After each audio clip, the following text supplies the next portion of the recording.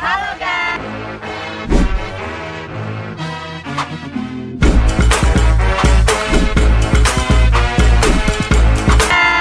Kami dari kelompok 2 akan menyajikan materi mengenai ukuran penyebaran, kemencengan, dan keruncingan suatu distribusi data. Saksikan videonya. Pada video kali ini, kami akan menjelaskan materi tentang ukuran penyebaran, kemencengan, dan keruncingan suatu distribusi data. Nah, untuk materi ukuran penyebaran akan dijelaskan oleh teman kita. Terima kasih kepada Sakila. Sekarang kita akan membahas tentang ukuran penyebaran. Ukuran penyebaran berfungsi untuk menyatakan seberapa jauh penyimpangan atau seberapa banyak nilai-nilai data yang berbeda dengan nilai-nilai pusatnya. Ada dua macam ukuran penyebaran, yaitu ukuran penyebaran dan ukuran penyebaran relatif. Di dalam ukuran penyebaran terdapat penyebaran absolut. Absolut dapat mengacu pada nilai mutlak. Ukuran penyebaran absolut digunakan untuk melihat seberapa jauh nilai suatu data menyebar dari nilai pusat atau rata-rata nilai serangkaian atau kumpulan data tersebut, dan bukan untuk membandingkan variasi beberapa serangkaian dikumpulkan data. Ukuran ini membahas tentang range, efisiensi kuartil, efisiensi rata-rata, dan efisiensi standar.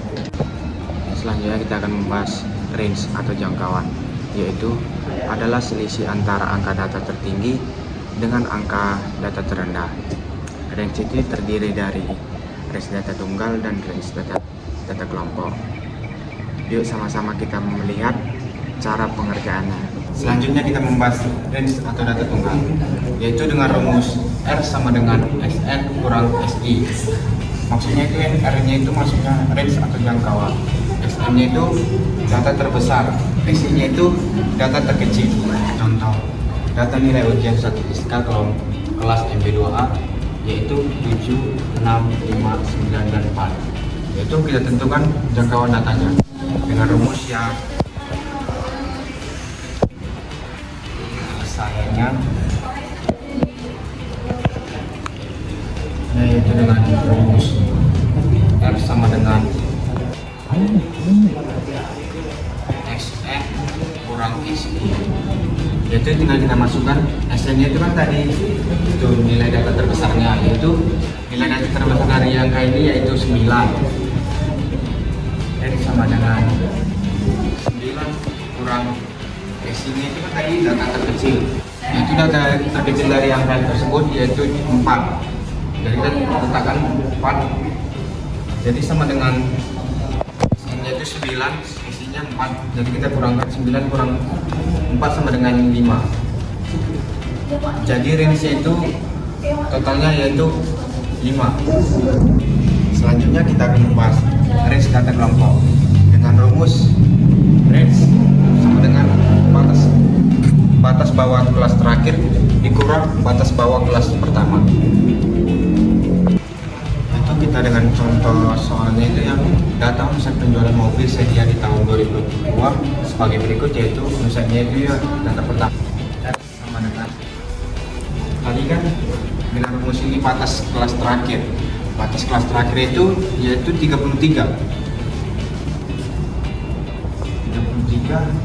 kurang batas bawah kelas pertama, yaitu terdiri dari 21, yaitu tinggal kita taruh 21. Range-nya sama dengan 33 kurang 21, yaitu dengan hasil 12. Beginilah hasilnya menentukan range data kelompok dengan soal data omset penjualan mobil Xenia di tahun 2022 sebagai berikut. Dengan inilah hasilnya. Dilanjutkan dengan efisiensi kuartil. Efisiensi kuartil itu didasarkan pada perbedaan antara kuartil ketiga dan kuartil pertama dalam distribusi frekuensi dan perbedaan tersebut. Juga dikenal sebagai rentang interkuartil. Perbedaan dibagi menjadi dua, yaitu sebagai efisiensi kuartil atau rentang semi interkuartil. Efisiensi kuartil terdiri dari efisiensi data tunggal. Cara pengaplikasiannya rumusnya sebagai berikut. Membahas defisiasi data tunggal, yaitu dengan rumus QD sama dengan K3 kurang K1 per 2, yaitu dengan keterangan QD-nya itu defisiasi kuartil, C-nya itu sama dengan nilai kuartil ketiga ininya, dan K1-nya itu adalah nilai kuartil ke-1. Kita 3 buka kurung N-nya itu banyaknya angka ini, yaitu dengan banyak angkanya itu 7 tambah 1 tutup kurung per 4, yaitu kita jumlahkan dengan total 6, yaitu kita mencari letak kuartil satunya itu dengan rumus X buka kurung N tambah 1 buka kurung per 4 sama dengan yang ini, cuman kita tinggal taruh aja angkanya itu X-nya. Jadi K1 itu adalah 6. Kemudian kita tinggal memasukkan dengan rumus ini QD 0,5. Dari soalnya ini kita mendapatkan nilai defisiasi kuartil ujian statistika MB2A itu dengan hasil 0,5. Selanjutnya kita akan membahas defisiasi rata-rata yang belum dikelompokkan, yaitu dengan rumus AD sama dengan sigma mutlak SI kurang X bar per N, yaitu dengan keterangan AD itu termasuk defisiasi rata-rata, XI itu termasuk nilai data-data yang ke I, X bar itu rata-rata hitung, dan N itu adalah banyaknya data atau pengamatan, kurang X bar, yaitu kita mencari X bar-nya dulu supaya kita dapat mengisi kedua kolom berikut, yaitu X bar sama dengan sigma SI per N, yaitu sigma SI nya itu ya totalnya itu 90 per N nya itu kan banyaknya data, yaitu banyak datanya ini adalah 1, 2, 3, 4, 5, yaitu banyak datanya itu ya itu 5 sama dengan 90 bagi 5, yaitu hasilnya 18. Jadi kita sudah tahu bahwa nilai X bar-nya itu adalah 18. Jadi kita akan mengisi kolom berikut ini, yaitu X-nya tadi kan X-nya itu ini 12, baru X bar-nya itu 18, yaitu 12 kurang 18 yaitu hasilnya minus 6.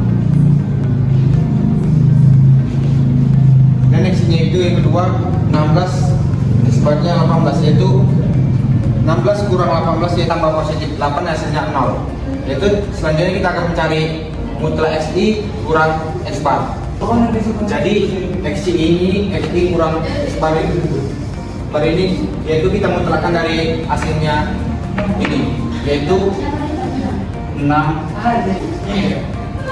Setelah itu kita akan tadi N-nya 6 sama dengan 5 dan X bar-nya adalah 18. Jadi kita tinggal memasukkan nilai dari sini saja, yaitu AD sama dengan sigma mutlak XI kurang X bar per 2 per N, yaitu kita masukkan tinggal X mutlak XI kurang X bar, yaitu hasilnya 16. Itu kita tinggal masukkan 16 per N, itu kan tadi banyak katanya itu 5. 16 bagi 5 yaitu hasilnya 3,2, yaitu hasil dari pengeluaran per minggu 5 orang ibu rumah tangga ini untuk keperluan bayar pada tahun 2022 yaitu hasilnya 3,2. Selanjutnya defisiasi rata-rata. Seperti hal defisiasi kuartil, kegunaannya adalah untuk mengetahui seberapa jauh nilai data menyimpan menyimpang dari rata-ratanya. Deviasi rata-rata adalah rata-rata jumlah selisih mutlak nilai data terhadap rata-ratanya. Defisiasi rata-rata terdiri dari defisiasi rata-rata data tunggal dan defisiasi rata-rata data kelompok.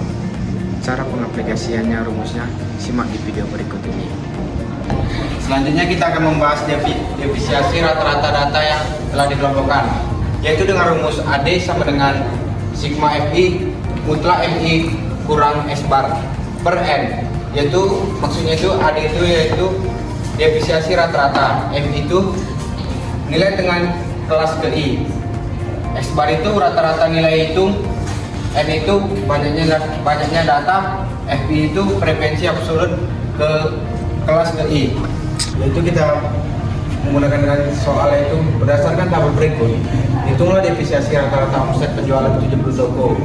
Dari nilai tengahnya 20 sampai 29 itu nilai tengahnya itu 24,5. 54,5. Jadi kita akan mencari FI-nya itu 24 kali 1 dengan hasilnya ini 22,5, yaitu dengan ditotalkan dengan hasil 4.335, yaitu kita akan mencari S-bar-nya yaitu dengan total 4.035 per banyak datanya itu ada 1, 2, 3, 4, 5, 6, 7, yaitu dengan banyak 76 data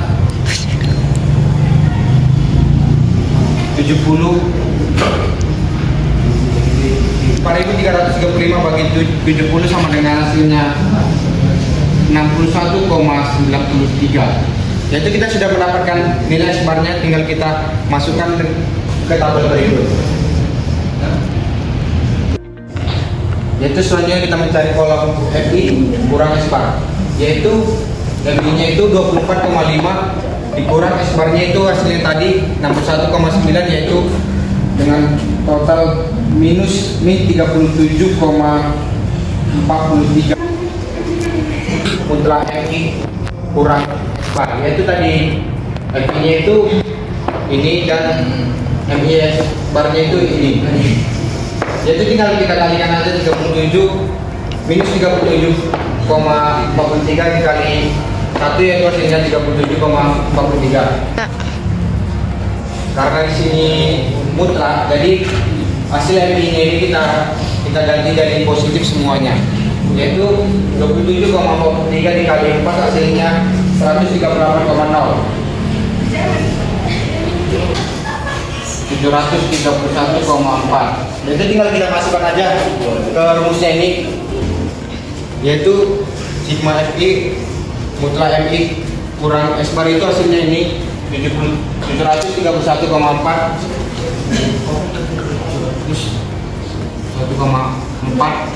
per N-nya itu banyak datanya itu 70, itu dengan hasil 10,45. Jadi sekian dari penjelasan saya kembalikan kepada Sakila.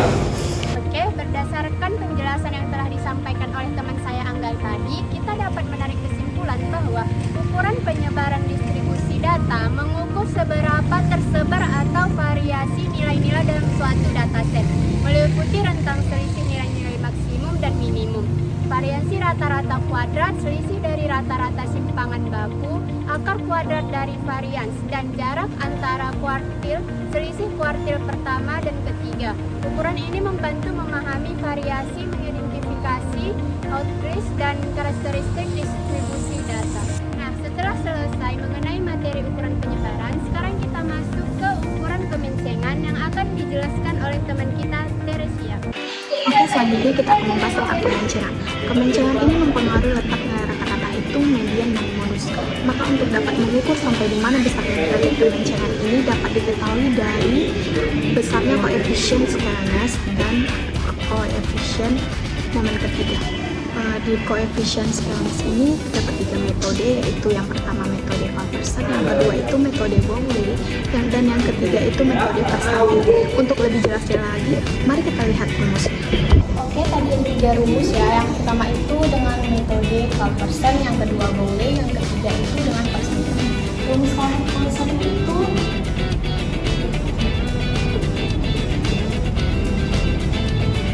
dengan Skeones sama dengan rata-rata dikurang modulus per simpangan baku, atau Skeones sama dengan 3 dikali rata-rata dikurang median per simpangan baku. Selanjutnya ada metode Bowley. Ini dirumuskan dengan Skeones Bowley sama dengan kuartil 3 dikurang 2 kuartil 2 ditambah kuartil 1 per kuartil 3 dikurang kuartil 1. Selanjutnya dengan metode Persantil. Ini dirumuskan dengan Skeones Persantil sama dengan P90 dikurang 2P50 ditambah persantil 10 dibagi persantil 50 dikurang persantil 10. Oke, langsung ke contoh soalnya ya. Ini contoh soalnya. Selanjutnya kita akan mencari topik kelasnya. Topik kelasnya tentu saja yang perluannya jadi 21,5. Selanjutnya kita akan mencari nilai tengah. Nilai tengah ini didapat dari 22 ditambah 31 dibagi 2. Maka ini 31 tambah 22 dibagi 2 itu hasilnya 26,5. Selanjutnya ada ADI. Kita letakkan titik awalnya itu di angka di frekuensi terbesar. Ke atas dia negatif. FI/DI yaitu tinggal kalikan saja FI dikali DI ini yaitu 9. Selanjutnya ini FI ini dikali DI ini dikuadratkan, kalikan saja.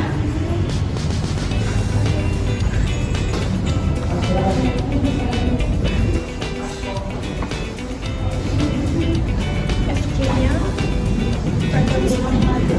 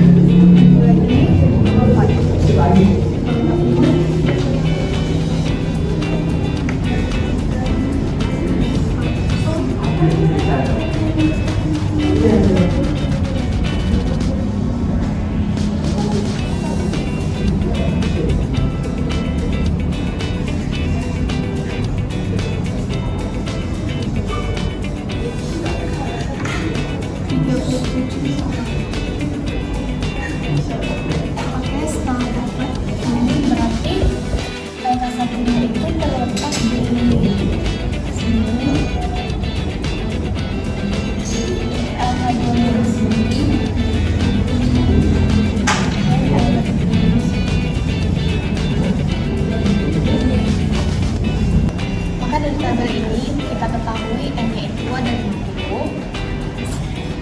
Total dari FI ke IDI itu 5. FIDI kuadratnya itu 253. LK1 nya tadi kita dapat 12,5.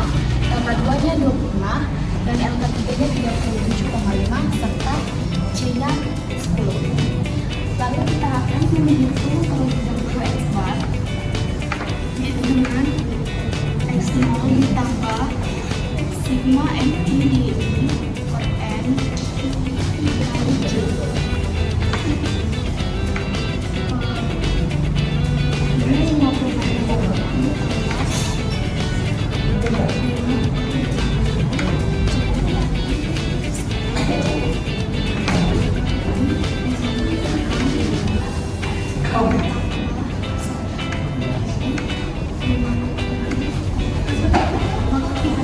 X bar itu 57,2. Selanjutnya kita akan menghitung defisiensi.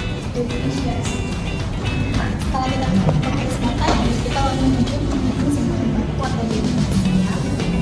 Ini bisa kita masukkan saja. Di situ sudah tersedia yang kita dapat C-nya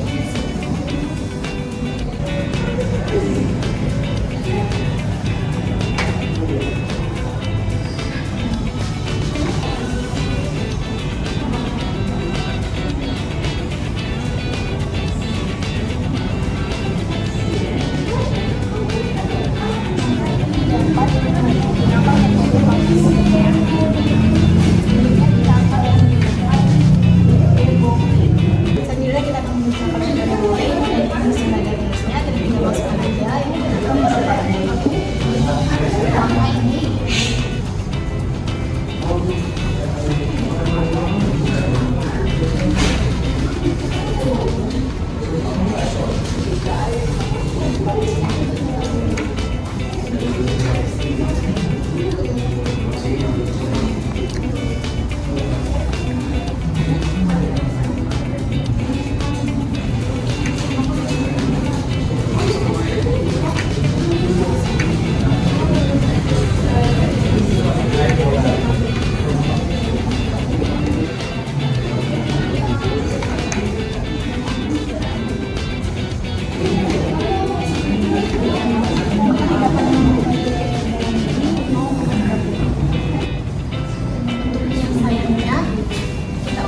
yang kecil hingga yang terbesar. Mari kita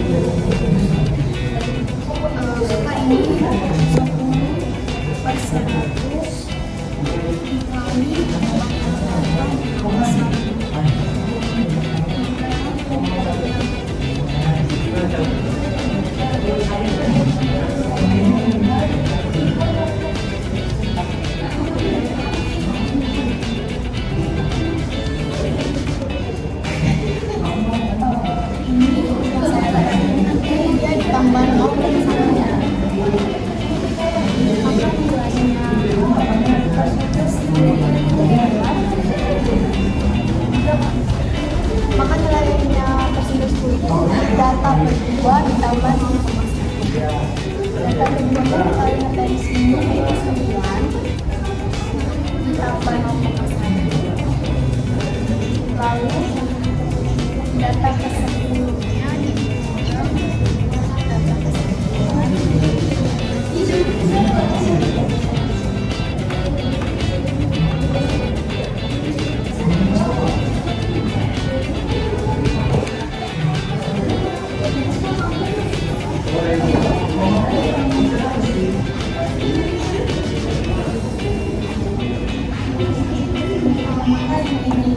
Dapat dari data ketiga diberikan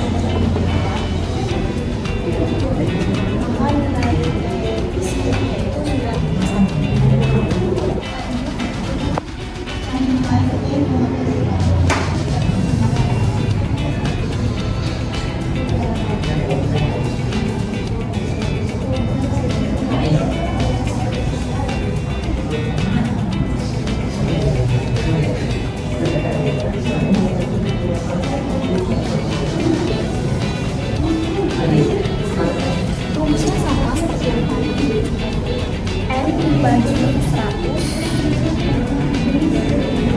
dikali ini jumlah sampelnya 100 dikali lalu ditambah 1.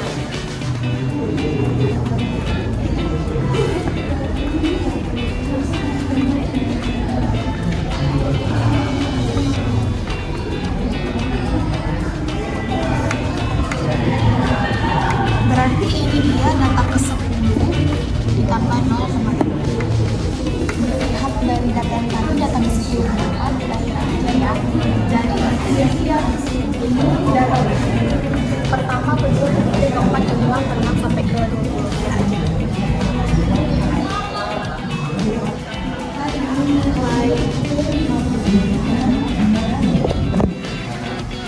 Data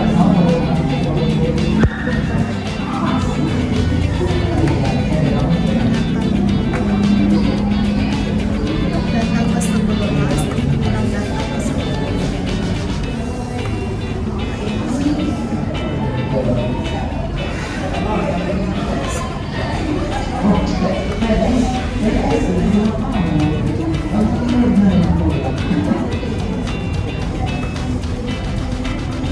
Maka kita dapat P50-nya itu 0,2. Selanjutnya kita akan mencari angka persentasenya.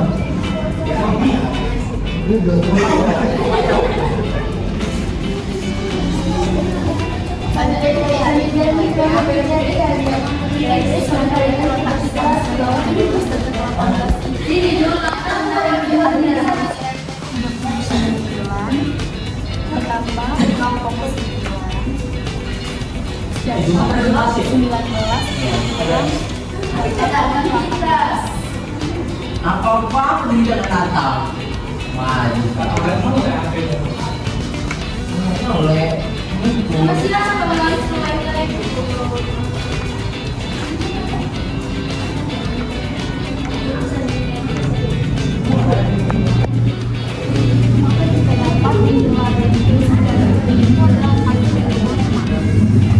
Maka kita akan mencari square sebenarnya ya. Ini rumusnya kita masukkan nilai persen yang udah kita dapat tadi.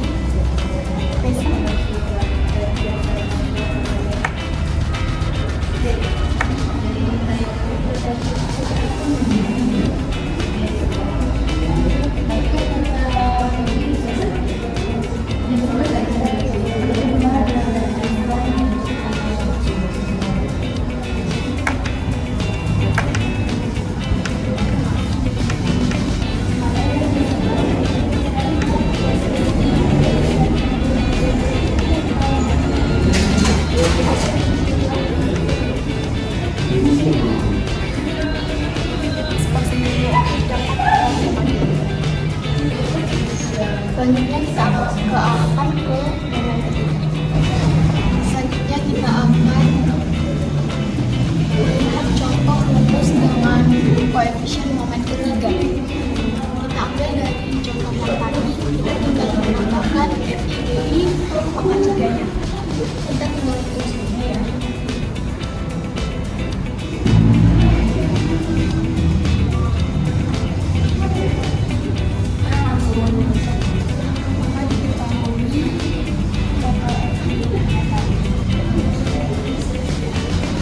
Kita cari dulu 1 tambah 3,7.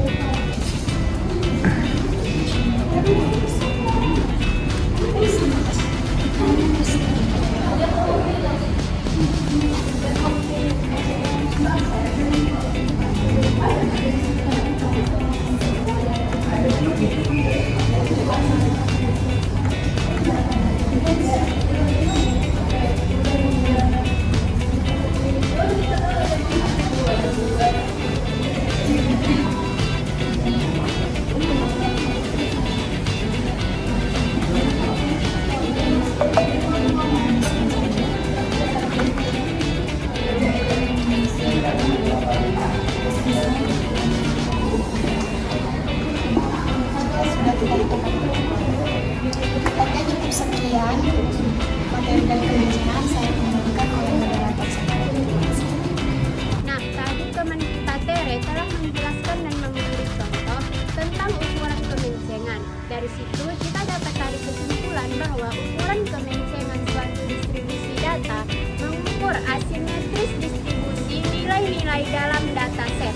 Distribusi yang simetris memiliki kemencengan 0. Kemencengan positif menunjukkan data lebih banyak menyebar di sisi kiri dengan ekor panjang di kanan. Sedangkan kemencengan negatif menunjukkan data lebih banyak menyebar di sisi kanan dengan ekor panjang di kiri. Ukuran ini penting untuk memahami bentuk dan arah penyimpangan data dari distribusi normal. Sekarang kita masuk ke penjelasan mengenai ukuran keruncingan yang akan dijelaskan oleh teman kita, Naila. Terima kasih Sakila. Nah, sekarang kita masuk ke bab keruncingan. Keruncingan distribusi data itu adalah ukuran atau derajat tinggi rentangnya puncak suatu distribusi data terhadap distribusi normalnya data.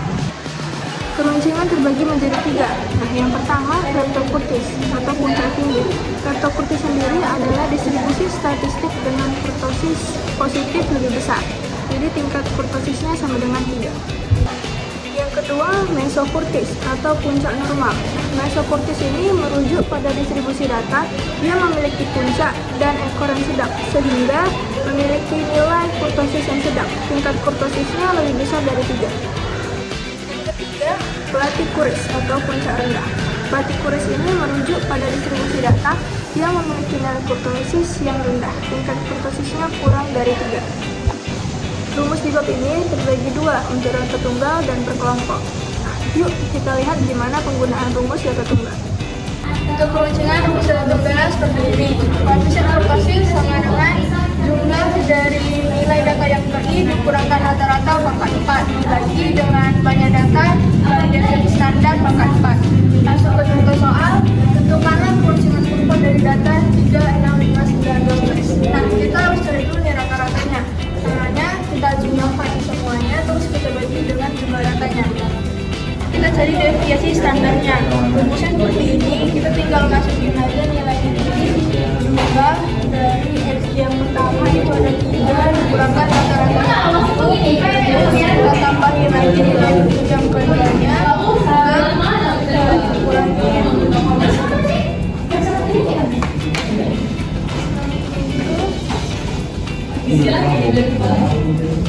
Boleh dipasang lagi itu nanti di stop.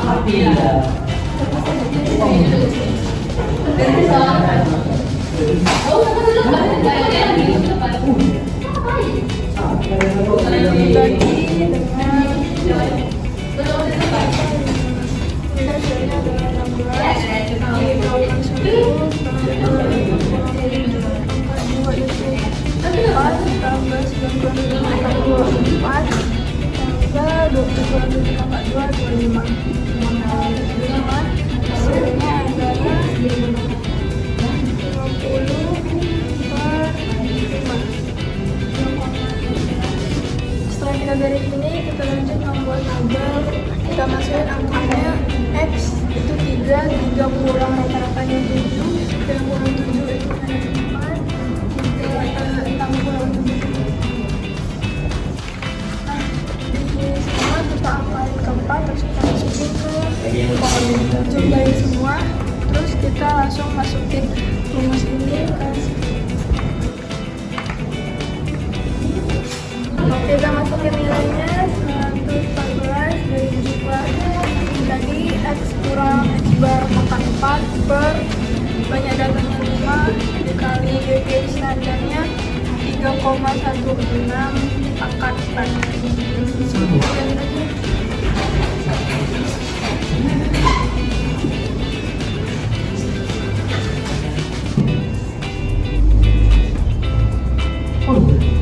Setelah kita cari ternyata nilainya 1,83 yang dimana lebih kecil dari 3.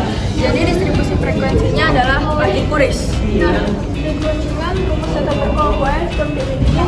Langsung masuk ke soal. Terdapat data sebagaimana berikut. Saya lihat di sini. Terus tentukan ukuran keruncingan dari data di atas. Nah, pertama kita perhitung dulu nih banyak kelasnya berapa dengan rumus K sama dengan 1 tambah 3 log N. Nah, 1 tambah 3,3 log jumlahnya ada 31. Dengan ini hasilnya kita cari banyak kelasnya, kita cari interval kelasnya dengan cara dari bawah terbesar 35 dikurangkan dari bawah terkecil 20 per banyak kelasnya ada 6. Kita sederhanain. Setelah itu kita buat tabel nilai dan EV-nya udah dapat dari soalnya. Terus EV itu nilai tengah dari 20, 21, 22 kita ambil nilai tengahnya itu 21 kayak gini 35 sampai 37 kan. Kita cari nilai tengahnya berarti 36. Terus kalau DI-nya kita cari nih EV terbesarnya jadi itu 10. Berarti kita letak DI ini 10. Dari di atasnya kita cari di bawahnya 1, 2. Terus kita kalikan FDI 3 1 kali 3. Untuk cari FDI pangkat 2 nya kita angkatkan dulu DI nya pangkat 2 baru kita kalikan dengan FI. Jadi minus 3 pangkat 2 itu hasilnya 9. Jadi 9 kali 1 9 minus 94. Nah, bagaimana caranya? Dan FDI pangkat 3 nya juga kayak gitu. Jadi minus 3 pangkat 3 kali 1 jadi hasilnya 3,27. Untuk FDI 4 pangkat 4 nya kita cari kayak tadi DI nya kita pangkatkan 4 dulu baru kita kalikan FI. Jadi 91.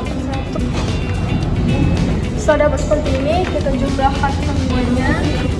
Setelah itu kita cari deviasi standarnya dengan rumus ini. Terus kita masukin aja interval kelasnya itu 3 akan sigma FDI pangkat 2 itu 4 per jumlah frekuensinya 31 kurangkan FID sigma FID itu per jumlah interval 31 kurang pangkat 1,63.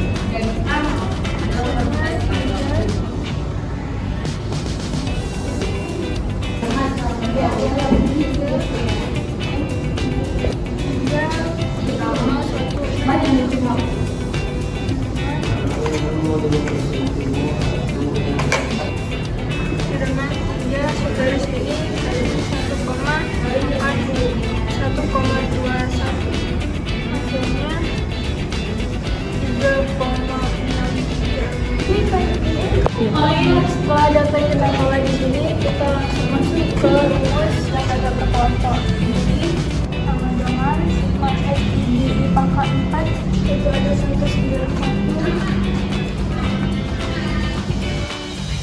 Dan juga intervalnya ada 91 kurang 4.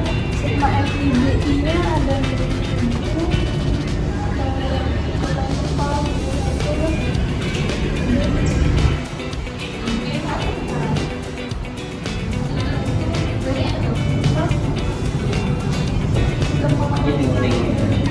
Betul-betul, tapi Langsung kita jumlahkan.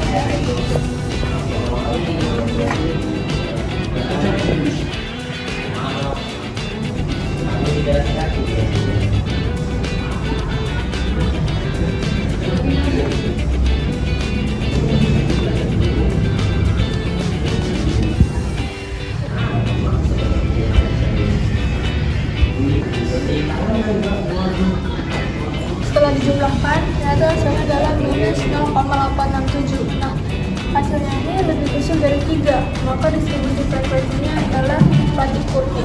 Nah, kita sudah siap nih membahas tentang keruncingan. Selanjutnya dikembalikan kepada Sakila.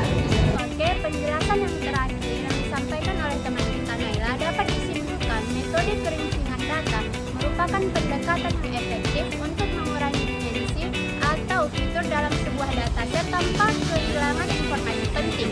Dengan menggunakan metode ini, kita dapat menyederhanakan analisis data tanpa mengorbankan akurasi secara signifikan. Oke, terima kasih telah menyaksikan video kami. Kami dari kelompok 2 pamit undur diri. Bye.